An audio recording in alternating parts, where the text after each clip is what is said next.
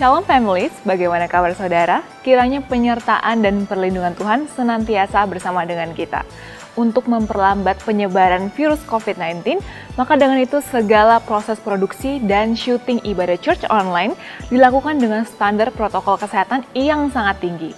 Hal ini dilakukan untuk mendukung kebijakan pemerintah dan saling menjaga satu dengan yang lainnya.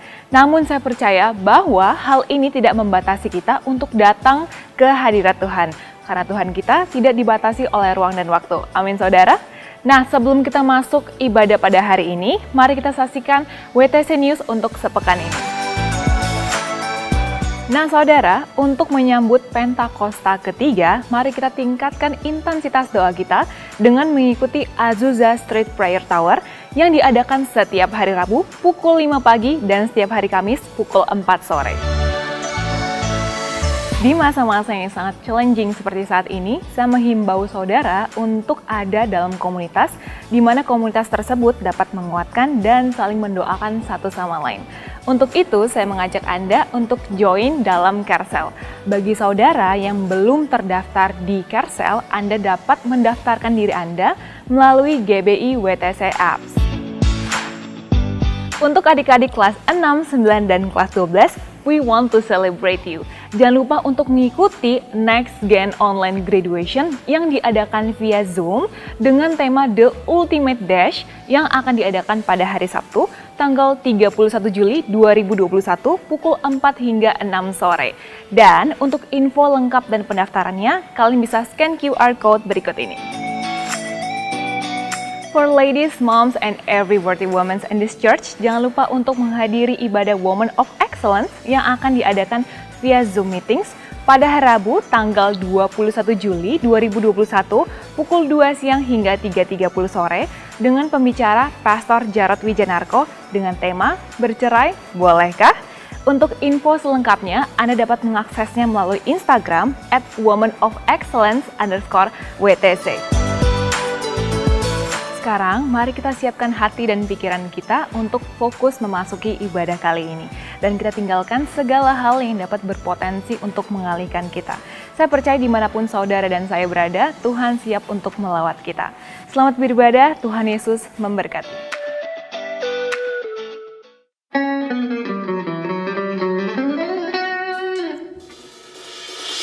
Welcome to GBI Church Online. Mari kita tinggikan nama Yesus.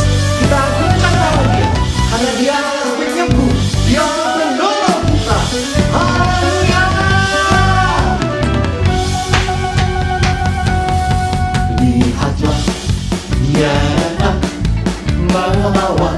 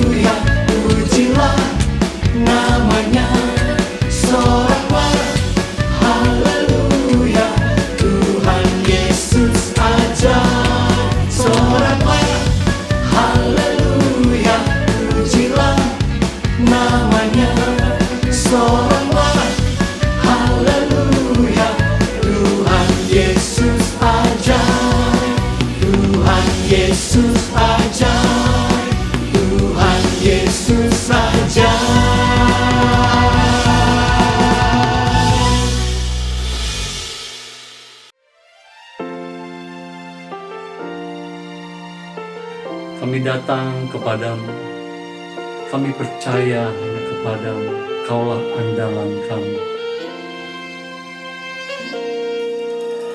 Kau Tuhan jadi andalanku, hanya Kau Tuhan yang ku percaya. Di saat aku sudah tak mampu,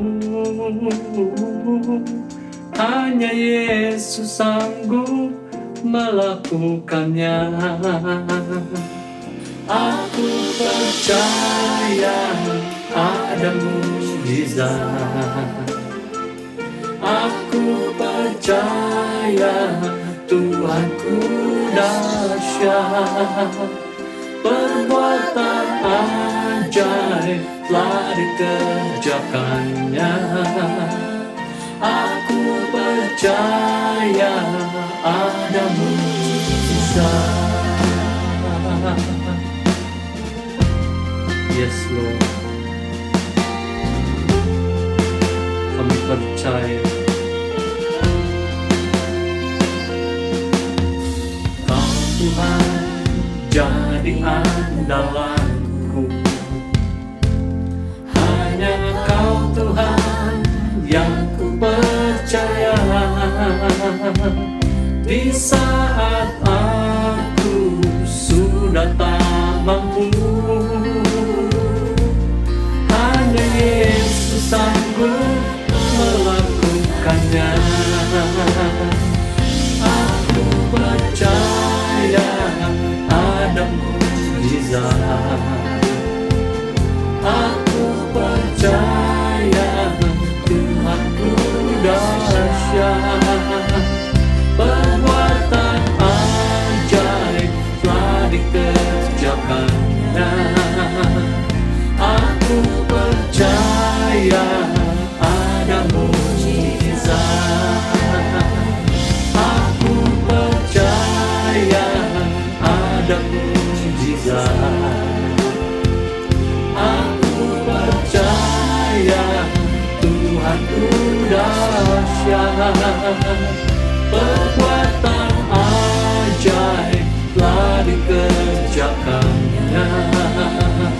Aku percaya ada mukjizat.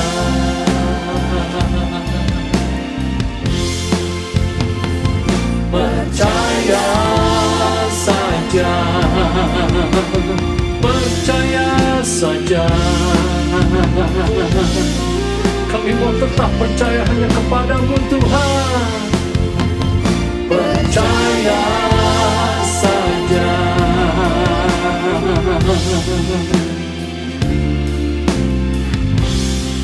Kuasa-Mu terlebih besar, Tuhanku terlebih besar.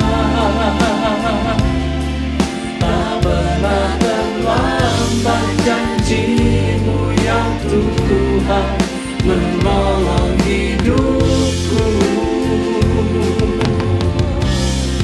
Kuasa-Mu terlebih besar, Tuhanku terlebih besar. Tak pernah terlambat janji-Mu ya Tuhan pulihkan hidupku. Kuasa-Mu terlebih besar, Tuhanku terlebih besar. Tak pernah terlambat janji-Mu ya Tuhan menolong hidupku. Kuasa-Mu terlebih besar, Tuhanku terlebih besar. Tak pernah terlambat janji-Mu ya Tuhan pulihkan hidupku. Ku percaya Kau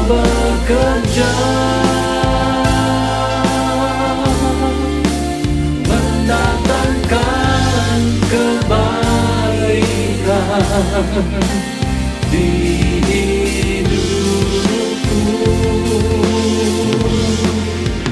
Ku percaya Kau bekerja mendatangkan kebaikan, mendatangkan kebaikan.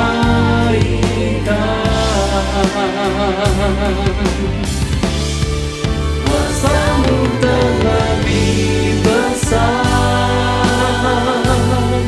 Tuhanku terlebih besar.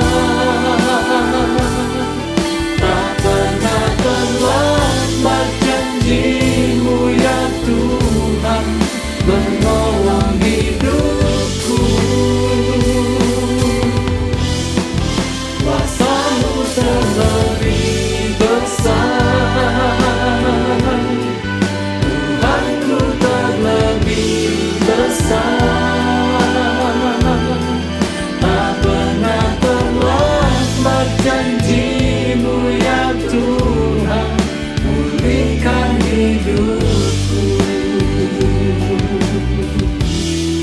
Tak pernah terlambat janji-Mu ya Tuhan, pulihkan hidupku. Tak pernah terlambat janji-Mu ya Tuhan, pulihkan hidupku.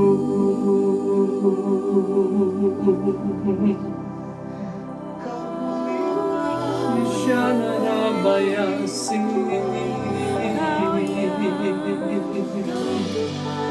Virakalaya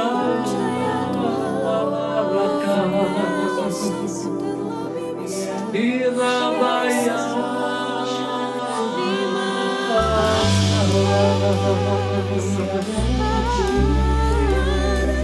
we worship you,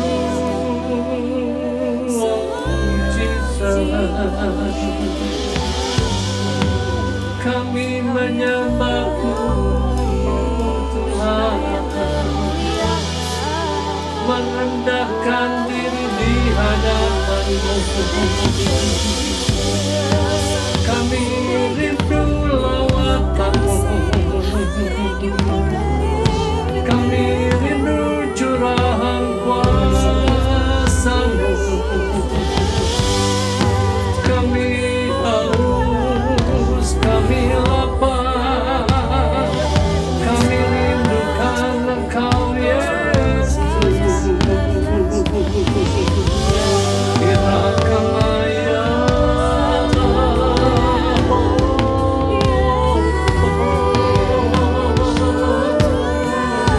we sing hallelujah to you, Lord.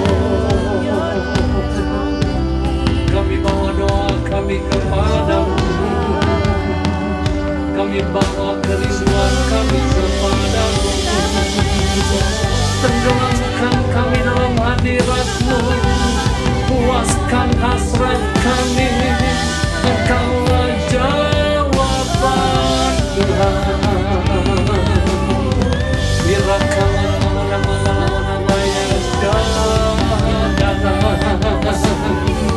Kami bawa lebih lagi, kami bawa lebih lagi Tuhan.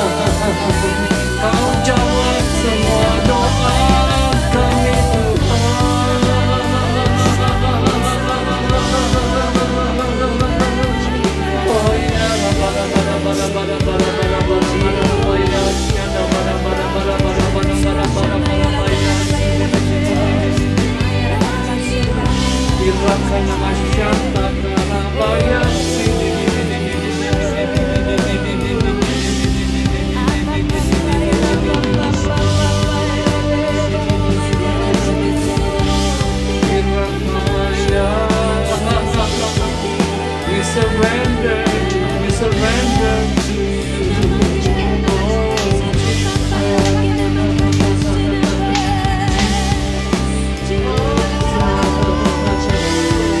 We still believe no one but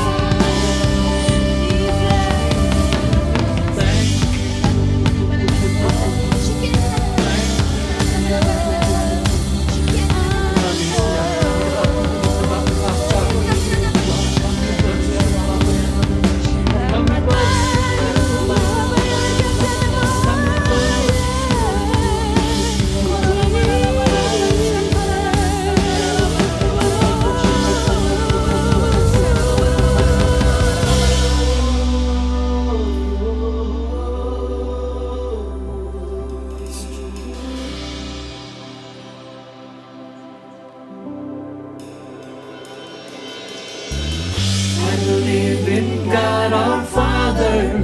I believe in Christ the Son. I believe in the Holy Spirit. Our God is three in one. I believe in the resurrection, that we will rise again. For I believe in the name of Jesus. I believe in God our Father. I believe in Christ the Son. I believe in the Holy Spirit. Our God is three in one. I believe in the resurrection, that we will rise again. Oh, I believe in the name of Jesus. I believe in God our Father. I believe in Christ the Son. I believe in the Holy Spirit. Our God is three in one. I believe in the resurrection, that we will rise again. Oh, I believe in the name of Jesus. Oh, I believe in the name of Jesus.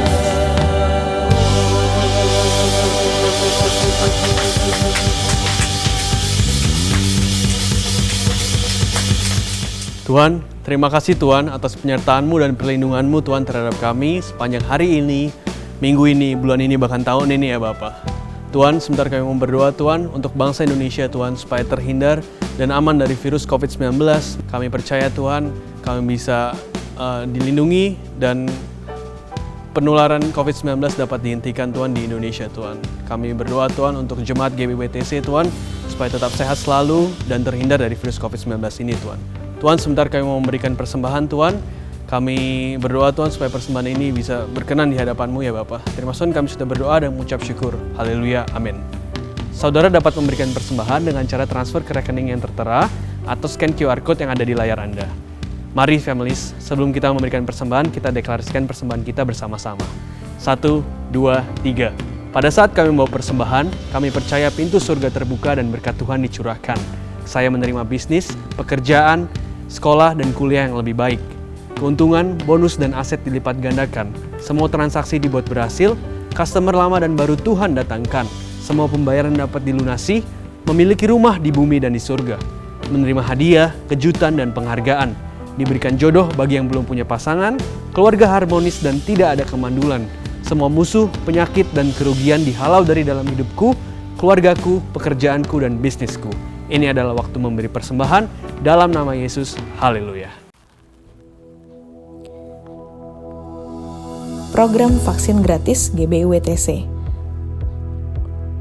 Pada tanggal 15 sampai 17 Juli 2021 lalu, GBI-WTC bekerja sama dengan Dinkes Banten dan RIS Hospital mengadakan program vaksinasi gratis untuk pengerja dan jemaat. Peserta pun terlihat sangat antusias untuk divaksin. Para peserta lansia dan disabilitas diprioritaskan, dan para peserta lain menunggu giliran dengan sabar dan tertib mengikuti prokes yang berlaku.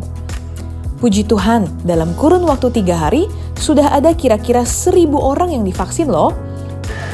Shalom saudara, hari ini akan dimulai vaksinasi untuk seluruh jemaat yang ada di GBI WTC and Families.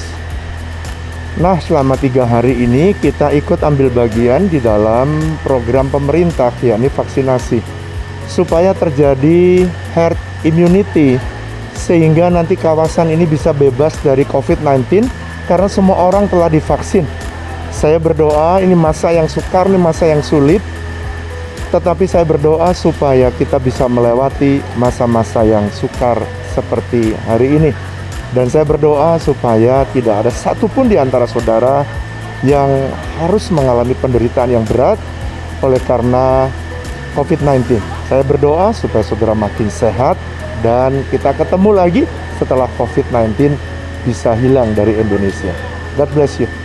Selamat pagi, saya dengan Arif Budianto mengucapkan terima kasih atas bantuan dari GBI WTC yang telah bekerjasama dengan Dinas Kesehatan Kota Tangerang Selatan dalam mengadakan suntik vaksin untuk di wilayah Kelurahan Lengkong Karya. Dan untuk kegiatan vaksin yang telah diadakan oleh GBI WTC, menurut saya sangat luar biasa dari segi awal masuk, pendaftaran, pengecekan barcode, lanjut pengecekan suhu tubuh, setelah itu pengecekan untuk tensi, lanjut untuk penyuntikan, dan yang terakhir untuk pembagian sertifikat atau surat hasil penyuntikan. Sangat tertata rapi. Saya Dr. Anita dari RIS Hospital. Saya melihat bahwa kegiatan vaksinasi yang dilaksanakan oleh GBI WTC ini sangat baik dan sangat bermanfaat. Karena apa? Karena vaksinasi ini adalah suatu bentuk perlindungan buat masyarakat terhadap tertularnya virus corona ini. Kenapa mau divaksin? Umurnya 82. Nah, kenapa mau divaksin? Pengen apa? Sehat. Ya. Bisa nunggu anak cucu. Ya. Buyut. Terus pesannya yang lain. Pesannya yang lain. Yang belum divaksin. Iya. Pokoknya harus suruh vaksin, jangan takut. Nggak ada rasanya apa-apa. Untuk kesehatan, untuk jaga kita sendiri. Ya, juga untuk orang lain. Orang lain, ya. Puji Tuhan. Kita berharap semakin banyak orang yang divaksin, semakin cepat pula pandemi COVID-19 berlalu dari negeri kita. Yuk, terus berdoa bagi pemulihan Indonesia dan lakukan bagian kita dengan kesadaran penuh. Tetap jalankan prokes ketat dan ayo kita vaksinasi bersama.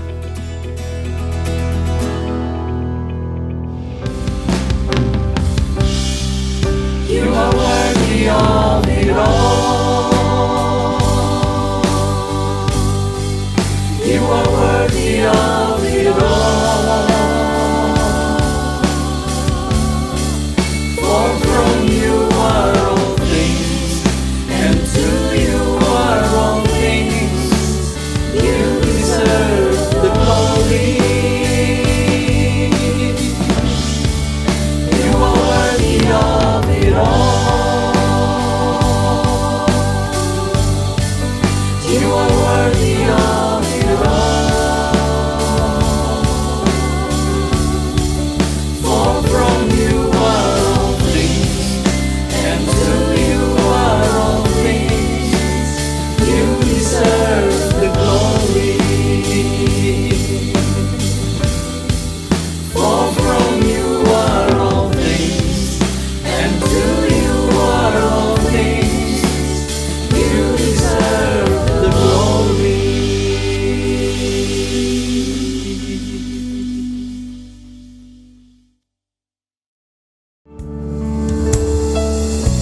Kami bersyukur, kami berterima kasih Tuhan. Sekalipun di tengah-tengah pandemi kami tetap diberi kesempatan untuk tetap bisa memuji, menyembah nama-Mu. Kami boleh beribadah setiap minggu. Kami boleh mendengar, menerima pengarahan dari Tuhan. Firman-Mu bukakanlah kepada setiap umat-Mu dimanapun mereka berada. Tuhan, aku minta supaya Engkau menjamah dan menyembuhkan setiap umat-Mu yang sakit. Yang sakit COVID-19 hari ini, sekalipun mereka ada di rumah atau di rumah sakit, maka Tuhan sendiri yang menjamah mereka dan menyembuhkan mereka. Dan hari ini berikan kesegaran yang baru untuk mendengarkan firman-Mu. Terpujilah nama-Mu Tuhan, urapi hamba-Mu dalam nama Yesus. Haleluya. Amin. Mari kita deklarasikan bersama-sama.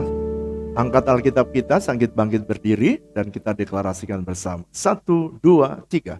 Aku percaya firman-Mu berkuasa. Aku percaya firman-Mu dapat mengubah seluruh hidupku. Aku percaya firman ini adalah Tuhan sendiri. Aku siap untuk menerimanya dan melakukannya dalam nama Yesus. Katakan amin. Nah, Bapak Ibu Saudara, hari ini saya bertemu kembali dengan saudara, dan saudara yang sakit tetaplah kuat, dan saudara bisa melewati masa yang sukar, dan saudara bisa disembuhkan kembali. Nah, saudara, saya ingin melanjutkan serial The Return bagian yang ketiga yang saya beri judul Antichrist atau Antikris. Antichrist.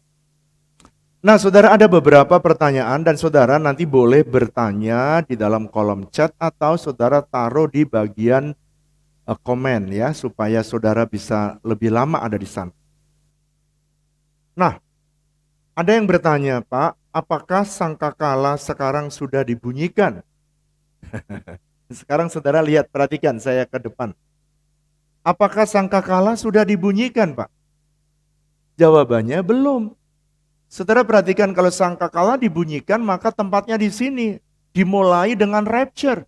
Dan saudara akan naik bertemu dengan Tuhan Yesus di awan-awan yang permai. Jadi pertanyaannya, apakah sangkakala sudah dibunyikan? Belum. Begitu meterai dibuka, saudara sudah bersama dengan Tuhan di awan-awan yang permai. Ada pertanyaan yang kedua, Pak, kerajaan 1000 tahun damai itu terjadi setelah Antikris atau sebelum Antikris datang? Nah, sekarang lihat di peta zaman. Saudara perhatikan. Jadi Antikris akan menyatakan diri pada awal tahun pertama daripada masa tribulation. Nanti bagian yang berikutnya saya akan bahas tentang tribulation.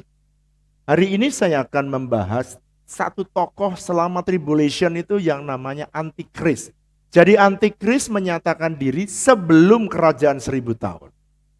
Oke, saudara, yang saya akan menjawab pertanyaan-pertanyaan saudara yang saudara belum jelas. Pak, kalau COVID itu adalah, ini pertanyaan berikutnya. Apakah kalau COVID itu adalah penyakit sampar, merupakan tanda daripada akhir zaman? Apakah kita sudah masuk tribulation? Jawabannya belum. Tribulation itu masuk, ini saudara belum, penderitaan ini belum apa-apa dibandingkan penderitaan di masa Antikris. Jadi saudara dan saya mesti pastikan dirimu ada di dalam pengangkatan supaya saudara pasti beroleh mahkota bersama dengan Tuhan. Dan Anda masuk di dalam rapture. Baik, sekarang saya masuk, nanti ada banyak pertanyaan yang saudara akan saya jawab sambil saya meneruskan sesi. Kata Antikris di dalam Alkitab hanya ditulis 4 kali saja di dalam Alkitab. Yaitu di mana, Pak? Nih, saudara, kata Antikris ada di 1 Yohanes pasal 2 ayat 18 dan seterusnya, ayat yang terakhir 2 Yohanes pasal 1 ayat 17. Ayat yang ke-7. Kata Antikris disebutkan di dalam Alkitab hanya 4 kali. Tapi kenapa begitu banyak seluruh Alkitab berbicara tentang Antikris? Nah, kita nanti belajar. Pak, kata antikris berasal dari mana? Berasal dari bahasa Greka antikristos. Antikristos artinya lawan, anti itu lawan, Kristos itu artinya Kristus. Antinya Kristus atau lawannya Kristus. Antikris memiliki beberapa nama. Itu sebabnya sekalipun dia tidak dijelaskan namanya antikris, saudara, kenapa saya memakai judul ini? Sebab judul ini yang dipakai oleh Rasul Yohanes untuk menjelaskan nama-nama yang begitu banyak di dalam Alkitab. Antikris ini mempunyai beberapa nama. Yang pertama adalah kekejian yang membinasakan. Daniel pasal 11 ayat 31. Dia juga diberi nama dalam Matius pasal 24 ayat yang ke-15, dia disebut sebagai pembinasa keji. Saudara, nama ini, perhatikan ya, nama ini ada hubungannya dengan sifat daripada antikris. Kalau saudara mendengar antikris disebut sebagai kekejian yang membinasakan, dia tidak ada goal yang lain kecuali membinasakan di masa tribulation. Kalau dia disebut pembinasa keji, berarti dia bukan membinasakan, tapi caranya sangat keji. Yesus yang mengungkapkan ini. Kemudian antikris juga disebut sebagai manusia durhaka. Kenapa? Karena nanti ternyata antikris ini adalah seorang manusia.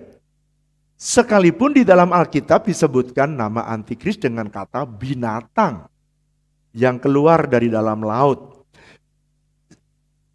Sebenarnya dia adalah seorang manusia, tetapi sifatnya kayak binatang. Jadi ini saudara, dari namanya saudara bisa tahu bahwa antikris ini udah keji, tujuannya membinasakan, dan dia adalah bagian dari manusia. Kalau Yohanes menulis, dulunya bagian dari kita, tetapi mereka tidak sungguh-sungguh, dan akhirnya dia menyimpang, dan akhirnya mereka menjadi manusia durhaka. Nah, kalau saudara membaca, saya ingin membaca bersama-sama dengan saudara 2 Yohanes pasal pertama. Kitab 2 Yohanes pasal yang pertama, ayat yang ke-7. Saya ingin membaca bersama-sama dengan saudara. Kalimat ini ada kalimat seperti paradoks. Banyak yang bertanya, tetapi saya ingin menjawabnya dengan pelan-pelan. Karena saya tahu tema ini saya belum pernah mengajar secara serial, dan saya akan membagikan satu persatu dari setiap kebenaran yang saya ingin bagikan. Ayat yang ke-7 dari 2 Yohanes, pasal pertama. Sebab banyak penyesat, garis bawahi kata banyak penyesat, telah muncul dan pergi ke seluruh dunia, yang tidak mengaku bahwa Yesus Kristus telah datang sebagai manusia. Itu adalah si penyesat dan antikristus. Saudara, kalau Anda dengarkan, dia antikris itu adalah pribadi, seorang. Tetapi kalau Alkitab menulis banyak penyesat, apakah antikrisnya banyak? Bukan. Ini sepertinya ayat paradoks, tapi sebenarnya menjelaskannya seperti ini. Di dalam 2 Yohanes pasal yang pertama ayat ke-7, tokoh antikris yang akan muncul, yang akan memimpin bangsa-bangsa ini adalah seorang pribadi, satu. Tetapi penjelmaannya atau pengikutnya maka disebut banyak penyesat yang disebut dengan antikris. Wujudnya nanti seorang tokoh antikris sebenarnya cuma satu, tetapi penjelmaannya atau pengikutnya atau orang yang menyertai dia begitu banyak. Oleh karena itu saudara tidak usah bingung kalau saudara membaca, kok sepertinya banyak sekali antikris. Bukan, pengikutnya yang banyak, sebab dia adalah penyesat. Dia adalah orang yang menyesatkan banyak orang. Ada dulu pada waktu perang dunia pertama dan kedua, maka Hitler disebut sebagai antikris. Bukan antikris, buktinya gereja belum diangkat. Tapi dia adalah bagian dari banyak penyesat atau banyak yang antikris. atau antikristus. Pengikutnya banyak dan ada di mana-mana. Jadi semua yang sering menyesatkan manusia untuk tidak percaya kepada Kristus, dia disebut antikristus atau antikris. Di dalam 2 Tesalonika pasal 2 ayat yang keempat, antikris akan menyatakan dirinya sebagai Allah. Pada waktu antikris menyesatkan banyak orang dengan banyak mengadakan banyak mujizat. Mujizat yang akan nampak dan kelihatan. Oleh karena itu saudara dan saya mesti waspada karena banyak mujizat yang akan dikerjakan. Billy Graham berkata bahwa antikris itu dia akan menjadi perwujudan daripada kuasa gelap. Dan dia akan mempunyai kuasa untuk menipu, bahkan untuk membohongi orang-orang untuk mengikuti dia. Nah, di dalam 2 Tesalonika pasal 2 ayat yang keempat, antikris akan menyatakan dirinya sebagai Allah dan akan menjadi ancaman yang serius bagi orang percaya. Kalau Anda membaca dalam 2 Tesalonika pasal 2 ayat keempat. Kenapa Pak? Karena nanti antikris pada waktu 3,5 tahun yang kedua, ini 3,5 tahun yang pertama, pada 3,5 tahun yang kedua, maka antikris akan memberlakukan bahwa orang tidak boleh berjual beli kecuali mereka memiliki tanda 666. Itu sebabnya saya akan juga membahas angka itu, sebab seringkali banyak orang menerka dan mereka banyak orang pengen mengerti apa artinya 66. Dan banyak orang juga disesatkan dan dikacaukan dengan setiap tafsiran yang ada. Nah, jadi apa sih Pak yang akan dilakukan oleh antikris? Kenapa mereka bisa mengancam orang percaya? Karena nanti yang pertama, ketika gereja diangkat pasti ada orang yang tertinggal yang percaya kepada Tuhan Yesus. Bayangkan masih 3,5 tahun saudara nggak makan sehari aja lapar. Nggak makan 2 hari sangat lapar. Bagaimana kalau tidak boleh berjual beli dan kita semua sudah diangkat? Ada yang pernah tanya kepada saya, jemaat, dan ada juga pengerja yang tanya kepada saya, Pak, apakah Bapak membuat HOB ini nanti dipersiapkan di masa-masa kesukaran, masa-masa kelaparan? Maybe yes, maybe no. Lalu dia berkata begini, Pak, apakah boleh nanti pada waktu rapture, kan ini HOB ditinggal, iya ditinggal. Lalu kemudian yang tertinggal, bolehkah mereka mengusahakan HOB? Boleh, boleh. Silakan usahakan. Tapi kalau saudara jemaat, jangan makan HOB pada waktu ada antikris. Saudara nggak bisa jualan tapi masih bisa mengusahakan ikan nila. Dia HOB bisa. Tapi artinya Anda tertinggal. Kalau saya sih doanya saudara harus diangkat semua. Itu adalah doa saya sebagai gembala. Nggak ada sukacita yang lain. Kecuali kalau nanti saudara dan saya bertemu di awan-awan permai. Dan saudara menerima mahkota dan itu kesukaan saya. Itu sukacita saya melihat saudara. Tetapi kenapa Bapak menerangkan antikris? Supaya saudara tahu bujukan-bujukannya ini antek-anteknya sudah mulai bekerja hingga sekarang. Dan nanti antikris satu pribadi itu akan menyatakan diri kapan? Pada waktu gerejanya diangkat, baru dia muncul untuk membangun bait Allah. Kalau begitu pertanyaan berikutnya, Pak, boleh HOB itu dipakai oleh orang-orang yang tertinggal? Silakan. Jadi nanti saudara bisa makan dari HOB pada waktu saudara tidak memiliki tanda 66. Tetapi doa saya sih saudara tidak usah makan dari HOB, saudara diangkat semuanya. Nah, sekarang saya masuk kepada poin intinya. Ada beberapa teknologi yang dianggap sebagai alat antikris oleh karena mereka memiliki nama atau memiliki kode 666. Karena nama atau bilangan itu adalah bilangan antikris atau bilangan manusia 666. Nah, saya ingin supaya saudara memiliki pandangan yang benar. Dari dulu karena saya itu mengikuti perkembangan daripada teknologi yang ada, pada waktu pertama kali muncul komputer, komputer itu disebut alat antikris. Ini beberapa teknologi yang dianggap sebagai alat antikris. Orang Kristen itu setiap kali ada kemajuan teknologi dianggapnya antikris. Dikit-dikit takut antikris. Jangan sedikit-sedikit takut antikris. Saya pengen memberikan pengajaran hari ini yang biblical buat saudara. Saudara, di dalam Yahudi, kenapa ini mereka ngitung-ngitung ini sebagai bilangan antikris? Di dalam tradisi Yahudi ada ilmu namanya ilmu gamatria. Ilmu gamatria ini adalah ilmu penafsiran Yahudi di balik angka-angka tertentu. Dan ilmu ini berkembang dan ilmu ini berkembang, lalu kemudian ketika komputer muncul, maka dianalisa oleh mereka. Komputer ini bahasa Inggrisnya computer, ya. Komputer. Sekarang kalau saya jumlah kata komputer, dihitung C misalnya A, B, C. Kata C berarti nomor 3. Ini ilmu gamatria. Ini komputer itu dimulai dari kata C, computer. C itu 3, dikalikan bilangan manusia 6 sama dengan 18. Ini hitungannya mereka.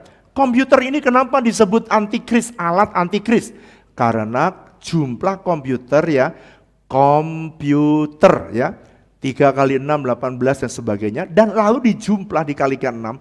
Ini kalau di total 666. Lalu kemudian pada waktu awal-awal terjadi komputer muncul, maka komputer itu dianggap ini bakalan menjadi alatnya antikris. Jadi jangan pegang komputer. Saya pada waktu itu saya masih ingat orang-orang Kristen sampai ketakutan memakai komputer. Oleh karena itu saya berdoa supaya saudara wawasannya luas. Bukan komputer itu, bukan alatnya antikris. Kalau saudara tidak mau komputer, maka saudara tidak bisa memasuki era media sosial hari ini. Karena sekarang komputer mulai ada di gadget saudara, punya kemampuan seperti komputer sekarang, HP-HP. Yang kedua, ada teknologi. Pada waktu ini saya masih bekerja di perusahaan. Karena di era pada waktu barcode, yang kedua namanya barcode. Barcode ini keluar pada waktu mulai muncul begitu barang yang ada di sebuah supermarket, lalu kemudian bagaimana untuk mempermudah cara pembelanjaan dan cara penghitungannya, maka mereka menggunakan kode teknologi yang dikembangkan namanya barcode. Barcode ini adalah grafik batang yang bisa dibaca, setiap jenis mempunyai kode yang berbeda. Tetapi kalau saudara melihat, ini saya beri contoh, grafik dari barcode itu selalu ada 2 bagian, sebelah kiri dan sebelah kanan. Dan setiap bagian ada barcode yang tengahnya tinggi. Dan itu angkanya 666. Nah saudara bayangkan, angka 666 di dalam barcode lalu kemudian diputuskan itu adalah angka antikris.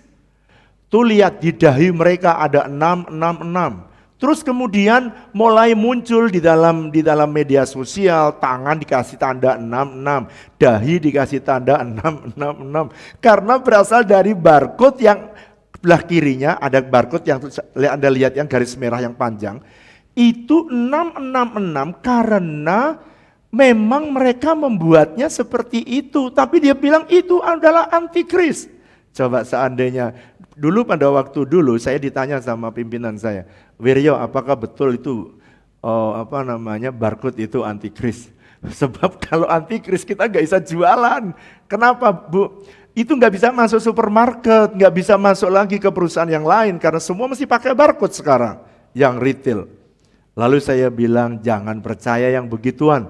Sekarang barcode itu udah dipakai di semua lini. Sekarang orang takut lagi.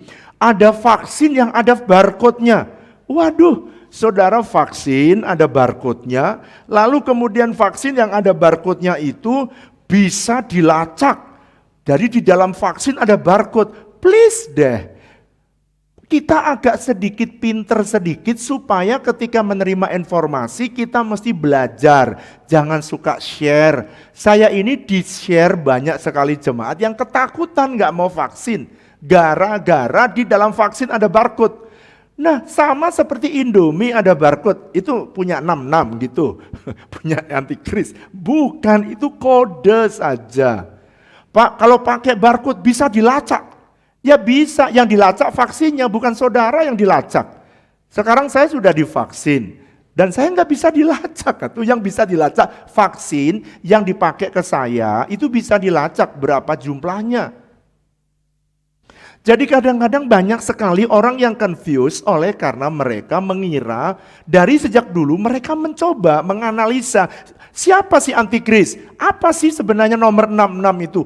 Apa sih yang dipakai oleh antikris udah menyusup supaya jangan sampai gereja salah bersikap. Yang ketiga, teknologi yang lebih maju yang dimulai dibicarakan oleh banyak gereja. Sekarang saya jelaskan, apa itu Pak? Microchip. Microchip adalah salah satu alat yang dikembangkan oleh sebuah perusahaan. Microchip ini adalah sebuah seperti bank data, sistem yang bisa memuat data yang sedemikian banyak tetapi kecil. Dan microchip ini bisa ditanam baik di tangan dan di dahi. Wah, lebih kacau lagi, lebih ketakutan lagi. Wah, bisa ditanam Pak. Saudara, sekarang ini microchip ini sedang dikembangkan di setiap tempat. Karena saking kecilnya, sehingga dia bisa memuat data yang banyak. Bahkan beberapa kemarin ada salah satu jemaat yang bekerja, S3-nya dia ambil di Belanda, dan dia bekerja di perusahaan microchip. Dan dia cerita microchip ini ada salah satu sistem penyimpanan data yang tidak bisa mudah untuk dibuka orang lain. Jadi kalau itu rahasia negara maka dia punya sandi berlipat 12. Orang yang kurang penting lipatan kira-kira 9. Jadi ada kelipatan makin penting seseorang maka akan data itu akan semakin diproteksi. Nah saudara perhatikan, pada waktu microchip masuk semakin kecil, sekarang malah bisa seperti sebesar beras. Orang semakin takut. Bahkan Pak sekarang microchip sudah ditanam di dalam binatang Pak. Oh iya, bahkan sekarang sudah mulai ditanam di dalam apa? Di dalam tangan manusia. Saudara, microchip saudara mulai berkembang. Kalau saudara masih ingat Obamacare mau mengembangkan semua orang Amerika harus ditanam oleh microchip. Lalu orang menyebut Obama adalah antikris. Saudara masih ingat itu berita itu? Sampai Obama turun, microchip juga nggak ditanam di masyarakat Amerika. Berarti microchipnya salah yang dianggap antikris. Kalau gitu Obama salah dianggapnya sebagai antikris. Jangan suka menyebut-nyebut antikris orang lain. Ada yang pendeta berani berkata, Obama itu antikris sampai Obama turun, kita rapture aja belum sampai nanti Obama sampai turun dari itu microchip juga belum ditanam. Apa sih Pak artinya? Artinya gini, saudara tidak boleh tabu dengan yang namanya teknologi. Ya, kalau nggak ngerti bisa tanya. Jangan ketakutan dan kemudian menyebar ketakutan saudara kepada orang lain yang saudara tidak ngerti. Termasuk ada orang yang nyebarnya kepada saya dan berkata, Bapak mesti mengajarkan hati-hati jangan sampai orang divaksin. Hari ini justru hari Kamis, Jumat dan Sabtu akan ada vaksin. Tadi saudara sudah lihat bagaimana kegiatan vaksin di minggu ini. Seluruhnya divaksin, saya juga sudah divaksin. Tetapi itu bukan tanda 666 ya. Sekarang saya mau supaya saudara mengerti, microchip ini sekarang sudah bukan hanya di Amerika, di Eropa, sekarang masuk di Indonesia. Di mana Pak? Tuh kartu saudara punya iktp. Saudara, iktp itu semuanya udah ada di dalam KTP saudara, di dalam KTP saudara, di dalam paspor saudara, di dalam kartu kredit saudara, semua ada chipnya, ada microchipnya. Di dalam HP saudara ada microchipnya. Jadi apakah saudara jadi pengikut antikris? Bukan, bukan, sama sekali bukan. Oleh karena itu saudara mesti mengerti bahwa microchip ini adalah teknologi yang semakin canggih. Saudara lihat video ini, sekalipun ada orang yang memasang microchip di tangan, tapi apakah itu dia pengikut antikris? Bukan, ini teknologi. Sebentar lagi juga microchip akan ketinggalan. Kenapa ketinggalan? Karena sekarang orang sudah tidak perlu lagi menanam chip di dalam tangan. Dan saudara yang mengira bahwa itu adalah alat antikris, hilang. Karena sekarang Alibaba sudah nggak perlu pakai ini. Saudara pergi ke Amazon, saudara cukup pakai HP, tidak ada tanda chip, mereka langsung bisa tag dengan muka saja, langsung pintu terbuka. Sekarang nggak perlu ditanam lagi. Jadi dengan kata lain, saudara dan saya tidak perlu lagi khawatir dan takut oleh karena adanya microchip. Saudara lihat video yang satu ini. When Elias Brotberger goes to work, he doesn't need ID. And he doesn't need money. In fact, much of what he needs to get through the day is hidden right there, just below the surface, in his hand. You like to touch it? Yeah. Yeah? Oh, weird. Yeah, it's like a grain of rice. Yeah, a grain of rice. Embedded in his hand is a microchip that serves as his keys, his ID, and his wallet. Yeah, it's all in the chip. So I use it like to get around the building. Buy snacks. Yeah, exactly. Let's buy some snacks. So I can't open it. No. Okay. So what I need to do is I need to first blip my chip and it will log me in. And from there I get access to the fridge. Popular TV shows like Black Mirror have imagined chips as part of a dystopian future.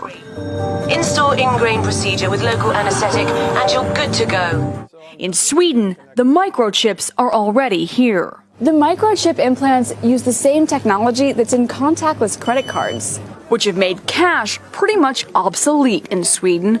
No cash. At this tech fair, a chipping event for those on the cutting edge, merging their hands with this new technology. I thought it would be fun, right? The process is simple and swift. A pinch of the skin, and in a matter of seconds, the chip is inserted. The transformation is complete. As for the pain, I barely felt it. But even in this nation of early adopters, not everyone is racing to get chipped. Feel less human. I will feel like a robot. I think, it's so much more data can go into this, when it's in your body. There's no central registry tracking how many people are chipped, but biohacker Hannes Wellblood estimates between 5 and 10,000. In the future, do you think everyone is going to be chipped? I think it'll be voluntary, but I am certainly convinced that millions of people will find it very, very valuable to have a smart device under their skin. Human microchipping may be our future, but in Sweden, it's already reality. Sarah Harman, NBC News, Stockholm. Nah saudara, nanti microchip akan ketinggalan. Karena sekarang sudah memasuki teknologi dengan fingerprint. Sekarang udah bisa, tangan aja udah bisa absen sekarang. Tangan aja bisa buka sekarang. Tangan pun pintu bisa terbuka. Sekarang juga ada face recognition.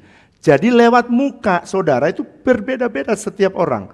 Dan pada waktu sekarang sudah bisa pintu terbuka, ya, pintu bandara terbuka dengan face recognition. Sekarang saya mau beritahu kepada saudara. Sekarang teknologi microchip nanti kalau ditinggalkan dan kemudian sekarang teknologi lebih canggih, lebih mudah dan sangat setiap kali saudara melihat itu sebuah kode atau alat yang akan dipakai antikris. Kemudian yang berikutnya muncul muncul lagi namanya apa? Internet. Internet itu sering dianggap menjadi alat antikris. Karena apa? Karena kalau orang mau masuk kepada internet maka dia harus membuka dengan www. W WWW itu singkatan dari apa, Pak? Bukan wassalamualaikum warahmatullahi wabarakatuh. Bukan, saudara.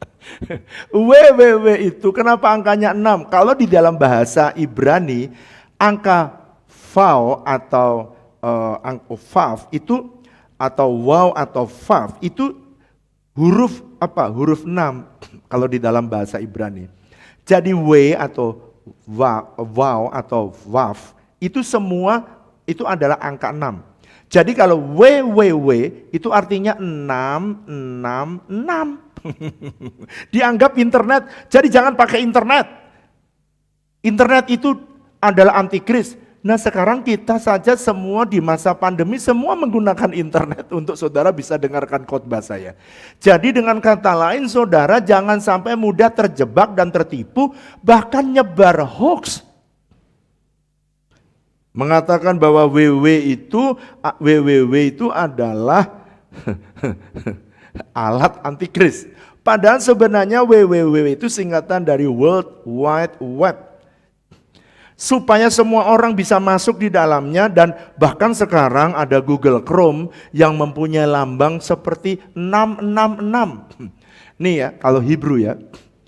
Kata WWW itu huruf vav atau wow. Itu 666 kalau ditranslate. Nah kalau WWW yang asli itu apa Pak? WWW itu sebenarnya adalah World Wide Web. Nah kalau saudara pernah menggunakan internet, salah satu adalah Google Chrome ini, maka saudara lambangnya seperti 66 dibalik ya. Lalu orang takut menggunakannya. Saudara please deh, kita mulai gereja harus lebih smart di dalam menilai segala sesuatu. Ada lagi Pak, saya karena sedang membicarakan tentang tanda 66 dan antikris, maka saya ingin supaya semua saya bahas di dalam bab ini. Kemudian yang kelima yang sangat marak sebelum vaksin datang, maka vaksin itu katanya dibuat ya untuk menguasai seluruh dunia karena vaksin itu mengandung enzim luciferase. Dan luciferase itu adalah datangnya dari antikris. Saudara ini, dan saya melihat artikel, dan yang bicara itu dokter-dokter. Dan orang dari luar negeri itu orang-orang yang anti vaksin. Saudara perhatikan, lihat saya ke depan, saya jelaskan ini. Saya harus menyebutkan ini lebih dalam supaya saudara tidak mudah. Karena ini yang memforward kepada saya begitu banyak, saya mau menjelaskan ini kepada jemaat supaya saudara tidak takut divaksin, oke?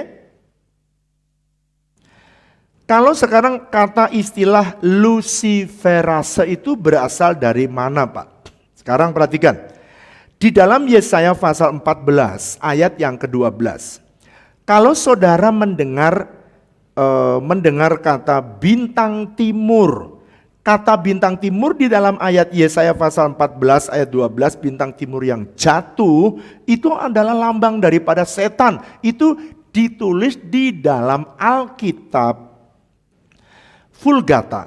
Alkitab Vulgata adalah Alkitab yang ditulis dalam bahasa Latin yang dibuat pada tahun kira-kira 400 setelah Kristus, setelah gereja mula-mula. Maka Alkitab ini menggunakan kata bintang timur diterjemahkan sebagai Lucifer. Lucifer itu pembawa cahaya.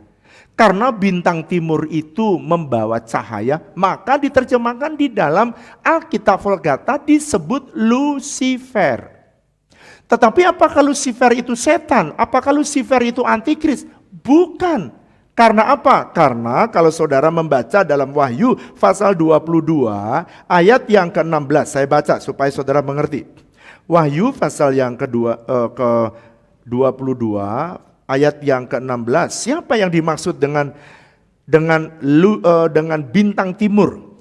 Aku, Yesus, jelas telah mengutus malaikatku untuk memberi kesaksian tentang semuanya ini kepadamu bagi jemaat-jemaat. Aku adalah Tunas, yaitu keturunan Daud, bintang timur, kembali lagi ditulis, yang gilang gemilang.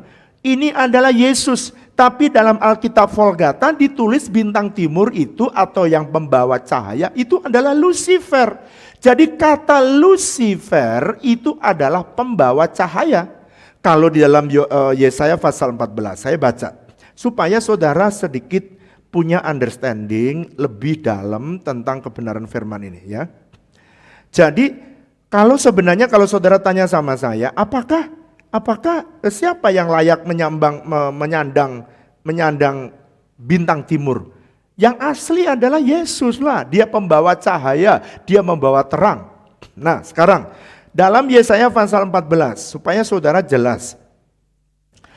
Yesaya pasal yang ke-14 ayat yang ke-12. Saya sedikit mengajar kepada saudara supaya saudara makin cerdas dalam menyikapi hidup ini. Wah, engkau sudah jatuh dari langit. Hai bintang timur, putra fajar. Engkau sudah dipecahkan dan jatuh ke bumi. Hai engkau yang mengalahkan bangsa-bangsa. Putra fajar, bintang timur, putra fajar, bintang timur di tempat ini diterjemahkan di dalam Alkitab Vulgata sebagai Lucifer. Karena memang dia bintang timur. Jadi bintang timur itu adalah kiasan, lukisan sang pembawa cahaya. Karena setan juga menyamar sebagai malaikat terang. Tapi sebenarnya pembawa cahaya yang asli dalam Wahyu 22 ayat yang ke-16, bintang timur yang asli itu adalah Kristus. Tapi ditulis di dalam Alkitab Vulgata adalah Lucifer. Jadi arti Lucifer itu apa Pak? Lucifer itu artinya pembawa cahaya. Kalau saudara membaca dalam 2 Petrus pasal 1 ayat 19 sampai 21. Kembali lagi disebutkan bintang timur di dalam ayat itu sama adalah Kristus. Nah sekarang saya mau masuk lebih dalam. Saya kemarin coba membaca yang namanya vaksin luciferase. Jadi vaksin ini sebenarnya vaksin antikris Pak. Kenapa namanya Lucifer? Saya kadang-kadang ya pada waktu menerima forwardan daripada sebuah konten, saya baca, saya dengerin. Tapi saya nggak mau forward ke orang lain, tapi pakai akal sehat. Buka dong apa itu enzim luciferase. Kata luciferase, enzim ini sebenarnya adalah enzim yang mengeluarkan cahaya pada waktu dia mengoksidasi sebuah substrat. Enzim ini dia mengeluarkan cahaya pada waktu dia mengoksidasi sebuah substrat. Dan pada akhir abad 19 ditemukan oleh seorang farmakolog dari Perancis pada abad akhir 19 oleh farmakolog Perancis namanya Raphael Dubois. Dia menyebutkan bahwa ada enzim yang bisa mengoksidasi dan menimbulkan sebuah peristiwa yang namanya bioluminase. Bioluminasi itu adalah sebuah reaksi biokimia yang sedemikian rupa sehingga dia bisa menghasilkan lumen atau menghasilkan cahaya. Dan cahaya itu bisa ada di makhluk hidup. Nah, karena pembawa cahaya, tadi ingat bintang timur Lucifer, maka enzim yang bisa membawa cahaya, kalau saudara membawa cahaya disebut enzim luciferase. Siapa yang menyebut? Yang menyebut itu adalah si Raphael Dubois. Dia adalah ilmuwan farmakolog dari Perancis dan dia memberi nama itu enzim luciferase. Jadi tidak ada hubungannya enzim luciferase dengan Lucifer, enggak ada hubungannya. Enggak ada hubungannya juga luciferase dengan antikris, enggak ada hubungannya. Saudara pernah lihat kunang-kunang? Nah, itu salah satu proses bioluminase. Dia ada enzim yang namanya enzim luciferase yang mengoksidasi substrat. Pak, substrat yang dioksidasi sehingga menimbulkan cahaya namanya apa Pak? Luciferin. Jadi pada waktu enzim luciferase ini bertemu dengan luciferin, maka dia mengeluarkan cahaya, contohnya kunang-kunang. Anda bisa melihat kunang-kunang kalau terbang malam, dia mengeluarkan cahaya. Dan bahkan zaman dulu itu diambil menjadi cahaya betulan di malam, pada masa belum ditemukan cahaya. Jadi kalau begitu, enzim luciferan sebenarnya bukan buatan manusia, aslinya buatan Tuhan. Jadi kalau seandainya ada orang berkata vaksin mengandung enzim luciferase, please, nggak ada hubungannya sama sekali dengan antikris. Dan tidak ada hubungannya dengan kekuasaan antikris dan membuat saudara menjadi pemiliknya, saudara dimiliki oleh antikris. Sama sekali bukan. Jadi kadang-kadang saya melihat begitu banyak orang yang forward kepada saya, sekalipun dia sebenarnya orang pinter tapi kurang belajar. Nah sekarang enzim luciferase telah dikembangkan oleh farmakolog demi kepentingan kesehatan dan obat-obat yang ada di dunia ini. Jadi ada vaksin yang mau mengandung luciferase atau vaksin itu tidak mengandung luciferase, itu tidak ada implikasinya sama sekali dengan yang namanya antikris. Nah saudara, sekarang saya mau masuk lebih dalam. Kalau kita belajar Alkitab, kita harus menggunakan teknik hermeneutik yang benar. Kalau kita membaca di dalam Alkitab, saya akan masuk dalam khotbah yang seharusnya saya masuk. Penafsiran kita haruslah penafsiran literal. Penafsiran literal itu apa Pak? Penafsiran yang membedakan mana yang sebenarnya makna hurufiah dan makna yang sebenarnya figuratif. Makna yang sebenarnya atau merupakan gambaran. Sekarang contoh, misalnya kalau saudara membaca Alkitab, kalau kamu berzina dengan matamu, cungkilah matamu. Bukan berarti kemudian saudara langsung cungkil matamu, bukan. Itu Anda mesti deal dengan matamu dengan sungguh-sungguh. Dosa tidak bisa dibiarkan dosa. Itu artinya. Bukan Anda cungkil. Nanti kalau saudara begitu, banyak jemaat yang matanya udah habis. Karena masih ada orang-orang yang matanya masih keranjang. Dan kalau itu dicungkil udah habis, banyak orang buta di Indonesia. Nah sekarang saya mau masuk lebih dalam. Kalau begitu Pak, apa sih artinya 666? Nah sekarang dan apa caranya menafsirkan bahwa penafsiran angka 66 itu seperti apa? Lalu kemudian Pak, saya pengen tahu kenapa sih antikris itu menaruh tanda 66 di dahi dan di tangan. Nah saya mau masuk address itu, dan inilah penafsiran kebenaran firman Tuhan yang saya ingin bagi buat saudara. Nah sebelum saya masuk ke sana, saya tunjukkan ada beberapa vaksin. Lihat ya, ada vaksin yang beredar sampai Menteri Erick Thohir menjelaskan ini. Karena ada edaran penulis vaksin mengandung ada barcode. Ya pasti barcode-nya untuk apa? Produksi. Untuk penjualan supaya bisa dimonitor berapa jumlahnya dan kemana saja. Lewat apa? Barcode. Tapi bukan di dalam cairan vaksin ada barcode lalu Anda bisa dimonitor. Please deh. Saya balik lagi ya. Nah sekarang saya mau mulai masuk di dalam penafsiran kebenaran ini. Jadi kalau begitu Pak, 66 itu artinya apa? 6 itu artinya angka manusia. Oke? Jadi kalau 666 itu artinya apa? Artinya manusia yang ingin meninggikan diri seperti Allah dan selalu gagal. Gagal, jadi kalau 666 ya artinya gagal, dan gagal.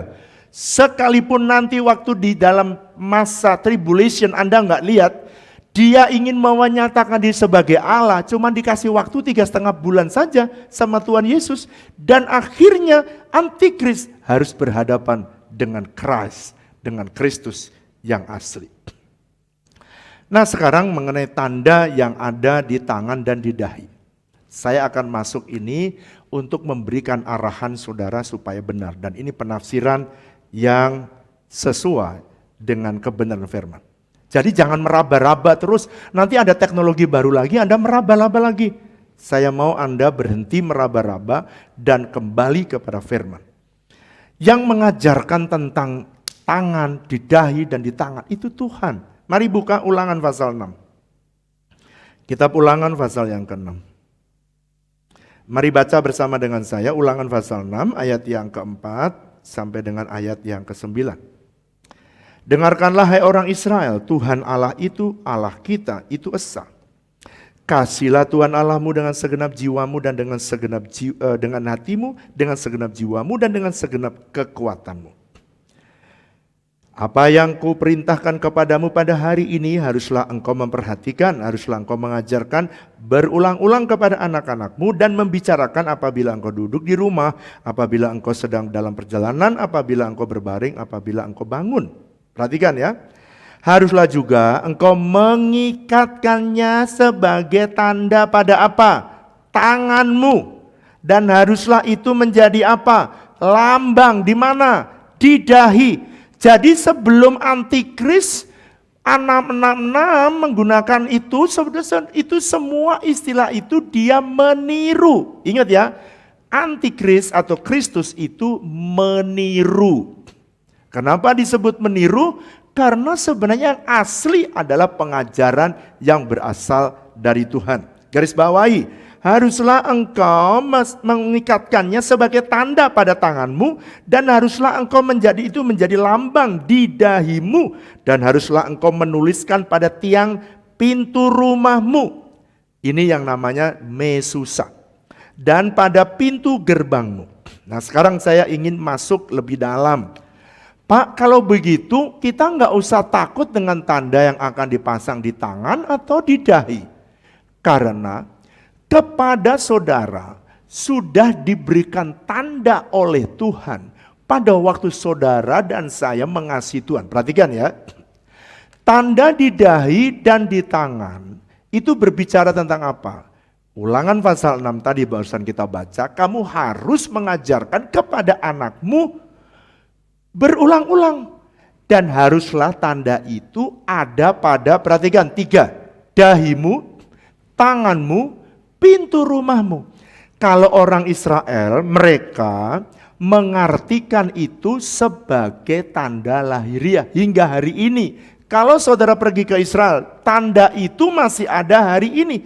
Tetapi buat saudara, maka saudara, apa sih Pak artinya tanda kasihlah Tuhan Allahmu dengan segenap hatimu, segenap jiwamu, dan segenap akal budimu. Itu sebenarnya kenapa harus ditaruh di dahi, di tangan, di pintu rumah. Ini artinya, kamu harus mengasihi Tuhan Allahmu, taruh di dahimu. Di dahi itu artinya kamu harus mengasihi Tuhan Allahmu dengan pikiranmu. Mengasihi Tuhan harus ada unsur pikiran saudara yang mencintai mengasihi Tuhan. Makanya saudara pikiran harus bersih untuk mencintai Tuhan, untuk mengasihi Tuhan. Itu artinya. Yang kedua, tanda yang kedua Tuhan mau taruh di atas tangan. Di tangan, apa sih Pak artinya ditaruh di tangan? Ditaruh di tangan itu artinya saudara dan saya harus mengasihi Tuhan dengan perbuatan. Apa sih maksudnya Pak? Saudara dan saya diminta untuk menjadi pelaku firman. Jadi kalau saudara membaca firman Tuhan dan melakukan firman Tuhan, saudara udah punya tanda Kristus di dalam mana Pak? Di tangan saudara. Di mana Pak? Di dahi saudara. Karena saudara merenungkan firman Tuhan itu siang dan malam. Di mana Anda merenungkan di pikiran saudara. Dan orang Israel juga ditaruh supaya mengasihi Tuhan, ditaruh di depan pintu. Kalau saudara pergi ke Israel pun setiap pintu kamar ada mesusa. Apa artinya Pak? Ditaruh di pintu. Di pintu hidup saudara ada pintu hati saudara. Jadi dengan kata lain Tuhan ingin supaya saudara mengasihi Tuhan dengan segenap hati. Itu yang Tuhan mau. Jadi saudara bukan ngotak-atik tanda 66 di dahi dan di tangan, dan setiap kali ada teknologi berkembang, maka kekristenan menjadi ciut. Seharusnya saudara dan saya berpikir kreatif, berpikir cerdas, bahwa sebenarnya dimaksudkan Tuhan 666 itu adalah angka manusia yang ingin menyerupai Tuhan, yang ingin melawan Tuhan, tapi gagal, dan gagal. Kenapa 3 kali gagal, dan gagal? Itu sebabnya 666. Jadi kalau begitu, saudara dan saya ini, apakah saya sudah punya tanda? Saudara yang menerima Yesus, Anda sudah menerima tanda di dalam roh saudara, di dalam pikiran saudara, di dalam tangan saudara, di dahi saudara, dan di dalam hati saudara. Please, jadi saudara tidak usah takut lagi dengan pekerjaan antikris.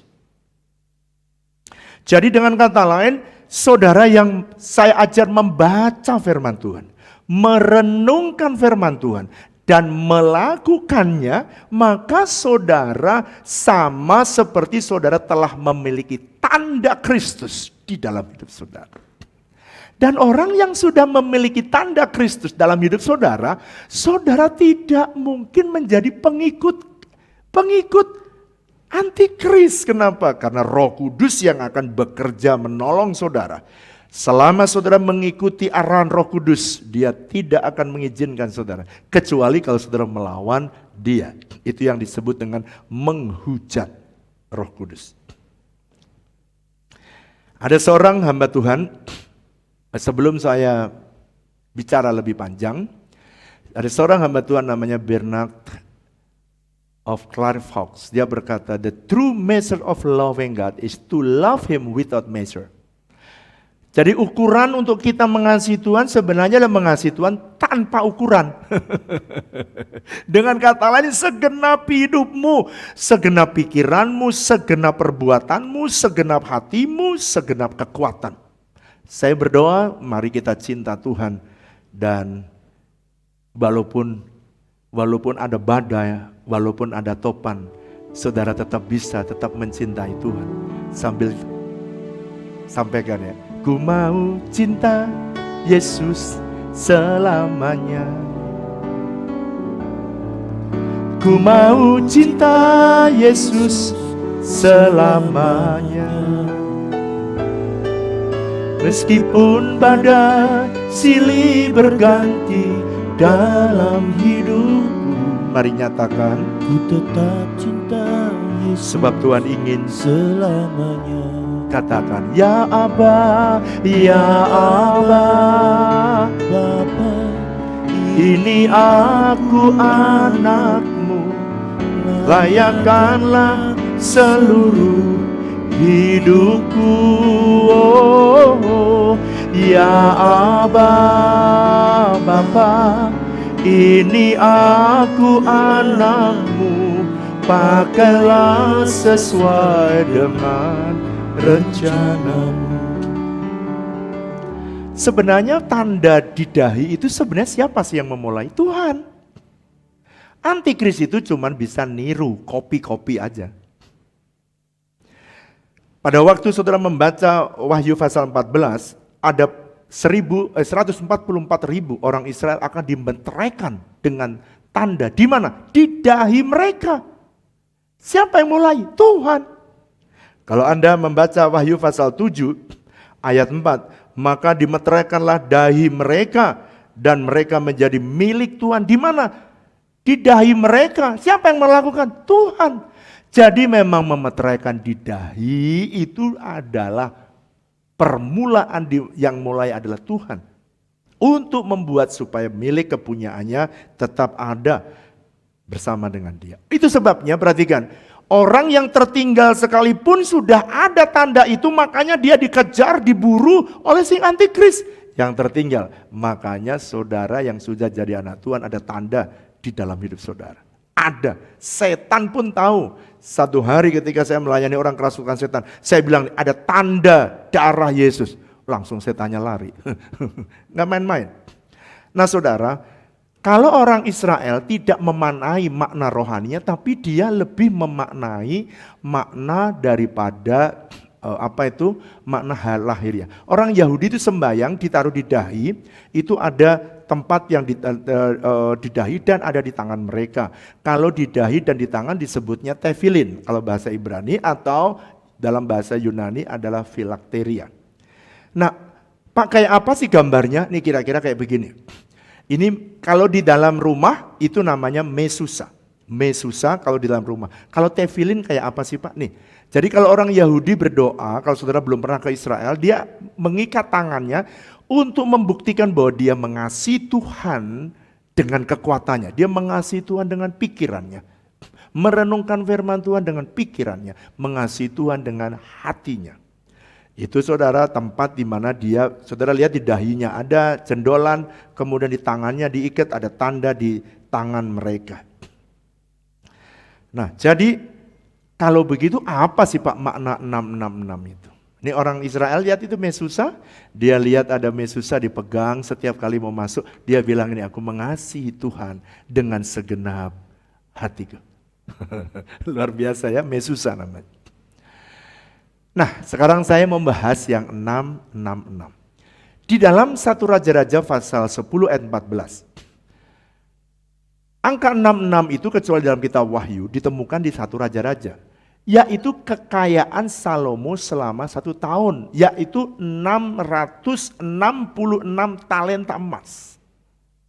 Pak, kalau gitu apa sih artinya? Orang yang menjadi pengikut iblis atau pengikut setan atau pengikut antikris, yaitu orang-orang yang terikat hidupnya dengan roh mamon. Jadi talenta itu bicara tentang kekayaan.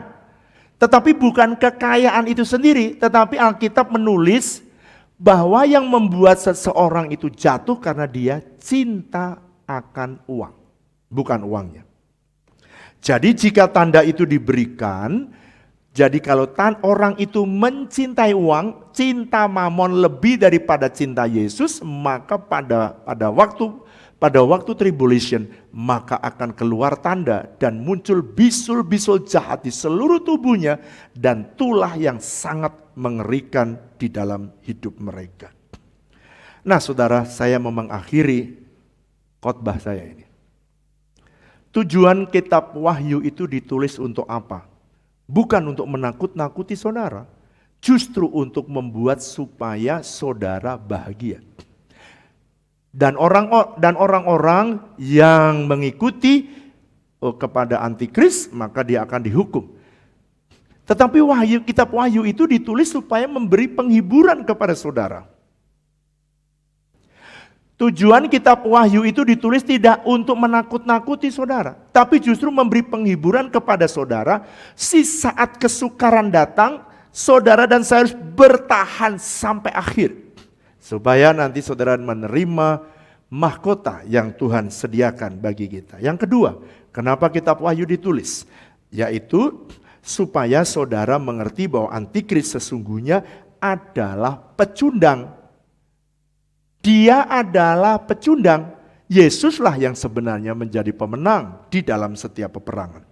Oleh karena itu saudara dan saya tidak perlu takut kalau saudara ada pembahasan kitab Wahyu. Karena saudara tahu toh nanti jadi pemenangnya adalah Yesus. Sehingga saudara jangan membesar-besarkan setan, jangan membesar-besarkan iblis, oke? Walter Benjamin dia berkata begini, the Messiah come not only as a redeemer, he comes as a subduer of Antichrist. Jadi Walter Benjamin dia berkata, Mesias bukan datang untuk menyelamatkan dan menebus kita, tapi dia datang untuk menaklukkan Antikris. Nah itu berita sukacitanya. Dan berita yang ketiga, sukacita. Kenapa Wahyu ditulis? Supaya saudara dan saya mengerti bahwa siapa yang menyembah kepada Antikris adalah mereka yang ternyata tidak tertulis dalam kitab kehidupan. Jadi saudara dan saya tidak usah takut karena mereka ini adalah orang yang tidak lahir baru. Oleh karena itu, berbahagialah saudara yang setia kepada Tuhan. Jangan pernah tinggalkan Tuhan sekalipun masa sukar datang. Karena kesukaran yang akan datang jauh lebih berat. Mari kita siapkan hati kita untuk mengasihi Tuhan dengan menerima tanda tubuh dan darah Yesus. Ku mau cinta Yesus selamanya. Ku mau cinta Yesus. Ku mau cinta Yesus selamanya. Meskipun badai silih berganti dalam hidupku, ku tetap cinta Yesus selamanya. Mari kita bangkit berdiri. Ya Aba, ya Aba, Bapa, ini aku anakmu, layakkanlah seluruh hidupku. Ya Aba, ya Aba, Bapa, ini aku anakmu, pakailah sesuai dengan rencanamu. Sebab apa yang telah kuteruskan kepadamu telah aku terima dari Tuhan, yaitu bahwa Tuhan Yesus pada malam waktu ia diserahkan, ia mengambil roti. Mari angkat roti di tangan kanan kita tinggi-tinggi. Dan sesudah itu ia mengucap syukur atasnya, lalu ia memecah-mecahkan. Dan ia berkata, inilah tubuhku yang diserahkan bagi kamu, perbuatlah ini setiap kali kamu memakannya menjadi peringatan akan aku. Kekasih-kekasih Kristus, bukankah roti yang kita pecah-pecahkan ini adalah persekutuan kita dengan tubuh Kristus? Mari makan dalam nama Yesus.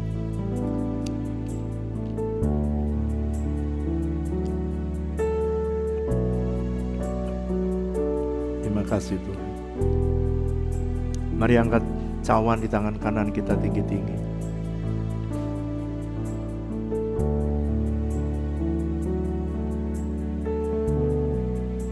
Demikian juga ia mengambil cawan sesudah makan.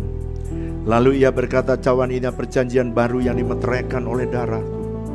Perbuatlah ini setiap kali kamu meminumnya menjadi peringatan akan aku. Kekasih-kekasih Kristus, pada waktu awal pandemi tahun 2020, Tuhan berbicara kepada saya, buatlah perjamuan kudus setiap kali minggu ada kebaktian. Dan ketika umatku memandang salib, yakni tubuh dan darahku, maka dia akan disembuhkan dari sakit. Hari ini saya minta supaya saudara yang mengangkat cawan dan makan tubuhnya, beriman dan percaya, Anda sembuh, Anda bebas dari COVID-19 dan semua sakit yang saudara idap dalam nama Yesus. Kekasih-kekasih Kristus, bukan kecawan pengucapan syukur yang atasnya kita ucapkan syukur ini adalah persekutuan kita dengan darah Yesus. Mari minum dalam nama Yesus.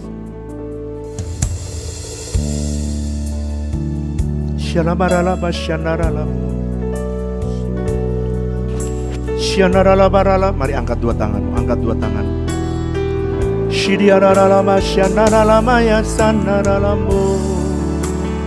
Jesus, we love you, Jesus. Jesus, we love you. Jama. Jesus, sembuhkan semua yang sakit, sembuhkan. Jama, sembuhkan yang sakit, sembuhkan Tuhan. Di masa penderitaan ini Engkau memberkati anak-anak-Mu yang dalam kesukaran, Engkau buka pintu surga-Mu. Shandaralabaralaba, yang sakit dimanapun saudara berada, angkat tanganmu, arahkan tanganmu di tangan bersama dengan saya. Sepakat kita minta, oleh bilur-bilur Yesus kamu disembuhkan. Shakandaralabaralabaralaba, shakandaralabatakandaralaba, jama. Kudus dan suci. Sembuh dalam nama Yesus. Terima kasih Tuhan. Ini pesan Tuhan bagimu, jangan takut dengan kegentaran, jangan takut dengan masa sukar. Yang kamu alami hari ini belum apa-apa. Bertahanlah sampai garis akhir. Sebab ada mahkota yang menanti. Sebab ketika saudara masuk di masa tribulation, it's very dangerous. Saya berdoa supaya saudara mengasihi Tuhan dengan merenungkan firman Tuhan, mengasihi Tuhan dengan segenap hati, dengan segenap kekuatan, mengasihi Tuhan segenap hatimu, dan engkau memiliki tanda Yesus ada dalam hidup saudara. Jangan takut dengan tanda 666. Jangan dikacaukan dengan vaksin Luciferans yang mengacaukan saudara. Saya berdoa supaya kebenaran ini menolong saudara. Mari pulanglah, angkat dua tanganmu dan terimalah berkat Tuhan. Diberkatilah hidupmu, diberkati pekerjaanmu, diberkati keluargamu, diberkati kesehatanmu. Berkat yang berasal dari Allah Bapa kita, kasih dan cinta dari Tuhan Yesus, persekutuan yang manis dengan Allah Roh Kudus kiranya menyertai saudara sekalian mulai hari ini bahkan sampai selama-lamanya. Yang percaya sama-sama katakan amin.